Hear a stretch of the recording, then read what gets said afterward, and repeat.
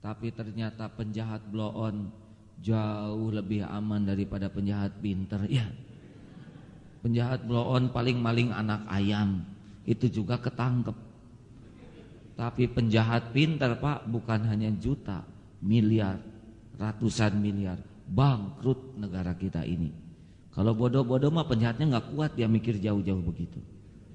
Artinya pinter tidak identik dengan kemuliaan, tidak selalu identik dengan kemuliaan. Ada yang mengatakan begini, kalau orang Jepang itu otaknya kalau dijual tuh 1 ons itu harganya 300.000 dolar. Orang Jerman 500.000 dolar. Tapi orang Indonesia 1 juta dolar. Kenapa? Karena orsinil katanya begitu kan. Jadi kita mah agak jarang dipakai gitu. Paling dielap pakai sampo gitu ya.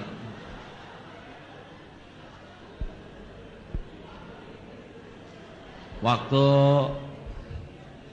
santri di Singapura, kebetulan dari Singapura pesantrennya juga di tempat kami, saya datang sana. Ada naik motor, dia naik motor, helmnya tuh bagus, helm mahal. Saya tanya, "Dek, ini kok beli helm mahal-mahal amat? Ini kan helm bagus," kata dia tuh. "Lihat dulu dong isinya," katanya. Saya lihat isinya apa? Isinya busa ini. "Bukan itu, ini isinya," katanya begitu. Kalau kita kan pakai helm ya kadang ember, apa saja lah begitu. Habis murah meriah sih.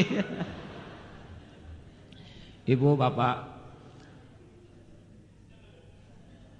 kalau tidak hati-hati punya anak pinter tidak selalu identik membahagiakan loh Bu. Ada yang anaknya pinter jadi menghina orang tuanya karena orang tuanya pendidikannya SD, SMP. Badan kuat tidak selalu. Jadi apa sih yang bisa membuat orang mulia? Inilah potensi yang ada pada diri manusia yang tidak setiap orang mengembangkannya. Dialah yang dinamakan kalbu. Kalbu inilah yang membuat otak cerdas jadi mulia, yang membuat badan kuat jadi mulia. Dengan kalbu yang hidup inilah orang yang lumpuh pun jadi mulia. Orang yang tidak begitu cerdas pun mulia. Tapi kalbu yang busuk, bila hati kian bersih, pikiran pun selalu jernih, semangat hidup kan gigih, prestasi mudah diraih. Tapi bila hati busuk, pikiran jahat merasuk, akhlak pun kian terpuruk, dia jadi makhluk terkutuk. Tuh begitu. Itu susah ngarang yang sama ujungnya begitu hadirin. Bila hati kian lapang, hidup susah tetap senang. Walau kesulitan menghadang, dihadapi dengan tenang. Tapi bila hati sempit, segalanya jadi rumit. Seakan hidup terhimpit, lahir batin terasa sakit. Doa. Jagalah hati, jangan kau kotori. Jagalah hati, lentera hidup ini. Itu lagunya sambil lari itu enak Pak. Jagalah hati. Jadi kalau nanti suami marah, "Bagaimana ini mama? Kalian ini di rumah kok begini?" Jagalah hati. Karena intinya hati. Kita akan rumuskan ya. Masih ada waktu ini Pak. Udah mulai senang nih kelihatan dari wajahnya. Ibu bapak, andai kata hati kian bersih, Masya Allah nikmat sekali. Kalau hati kita ini bersih, sehat, kepikiran tuh Pak jadi cerdas.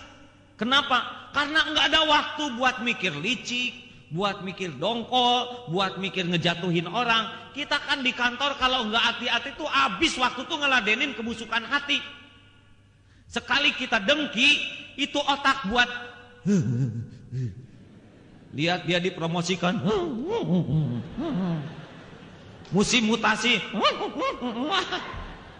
datang ke dukun ini kasih garam, datang ke dukun ini kasih pecin, datang kasih seledri.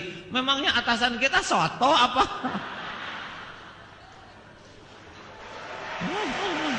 Capek. Takut.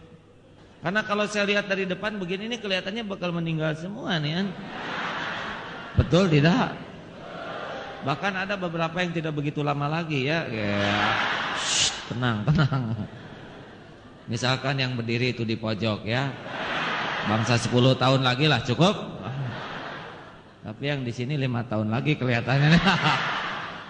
Kita mah senang lihat orang pendek umur. Ibu, bapak, dengar ini. Kalau tidak hati-hati, benar-benar hidup kita tuh capek.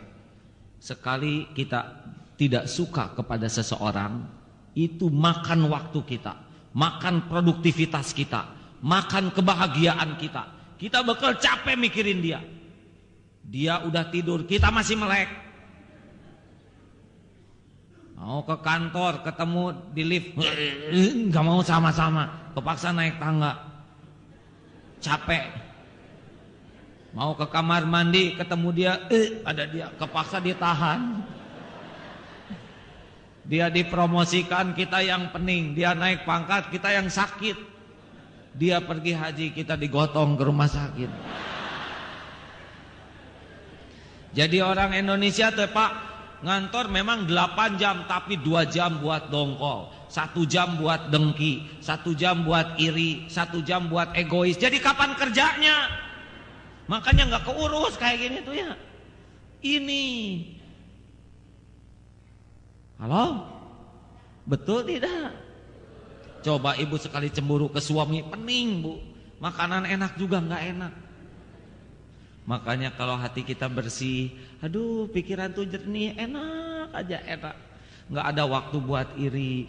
Input masuk dengan mudah karena nggak meremehkan siapapun. Ya, akibatnya dia akan memiliki akses data yang sangat tinggi, akses informasi yang benar-benar melimpah, akses ilmu yang benar-benar meluas. Ujungnya dia bisa mengambil ide-ide yang cemerlang, gagasan-gagasan yang jitu, karena dia nggak ada kesombongan. Beda dengan orang yang sombong. Diam, saya sudah tahu. Tahu apa? Rapat itu yang paling penting dari rapat itu beda pendapat. Kalau rapat pendapatnya sama semua, buat apa rapat? Betul tidak? Sayang banyak kepala kalau nggak diakses ilmunya, wawasannya, pengalamannya. Hanya dengan kebersihan hati kita bisa menikmati perbedaan ini.